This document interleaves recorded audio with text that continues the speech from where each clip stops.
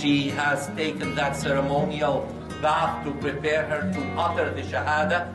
Ashhadu an la ilaha illallah wa ashhadu anna Muhammadan Rasulullah.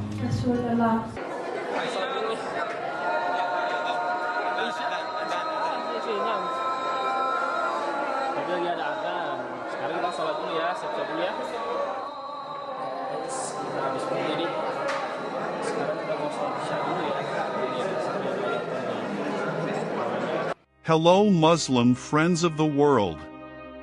The Western world's interest in Islam seems increasingly unstoppable. As seen in Argentina, they are willing to queue to get real information about this religion. This scene was seen at the King Fehad Mosque, Argentina recently. There are so many people curious about Islam that the number of visitors has to be regulated in such a way. After investigating, apparently the mosque management was holding several agendas about Islam, starting from showing documentary films about Islam, which attracted quite a lot of interest from visitors. Thus, several groups were forced to queue to enter the area inside the mosque. Many of them were curious and wanted to see firsthand the prayer activities carried out by Muslims. The activity was continued with a short study of Islamic teachings which closed with a question and answer session. Suddenly, the Argentinians immediately seized this opportunity. The mosque administrator initially explained the pillars of Islam and the pillars of faith.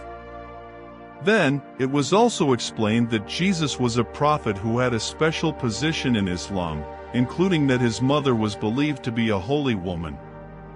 On that occasion, one of the Argentinian women asked the mosque administrator whether Islam also has a head, leader, like the church. No, we only have Allah and the Prophet Muhammad. All Muslims are the same, said a sheikh who attended the activity. He then explained that the sheikh is a guiding teacher in Islam. He is the same as a teacher. Sheikhs in Islam are the same as other normal people. They can marry, they can have families. It's not like in Catholicism, where priests or nuns are not allowed to marry, he said. We have families. All the prophets married and had families. The prophets and apostles were the best people in the world. We follow their guidance. There are no holy people in Islam, he continued. Another question that is also asked by Argentinian citizens is why do you have to take off your shoes when entering a mosque? Because this carpet is a place for worship, it must be clean. We bow down here, explained the sheikh. He also emphasized that worship in Islam is very easy and simple. Prayers can be done anywhere, not only at the mosque, but also at home, on the street or other places. As is known, quite a lot of countries with non-Muslim populations are quite curious about Islam. So it is not surprising that the mosques there are open to the public and are almost always busy with non-Muslims. On average, they want to see Muslim worship directly, and many of them are even interested in embracing Islam. Generally, they are interested in converting to Islam because they feel peace and tranquility within themselves after seeing and hearing direct explanations of the true teachings of Islam. On the other hand, quite a few non-Muslims admitted that they were initially afraid to learn about Islam because of the negative stigma spread by the Western world.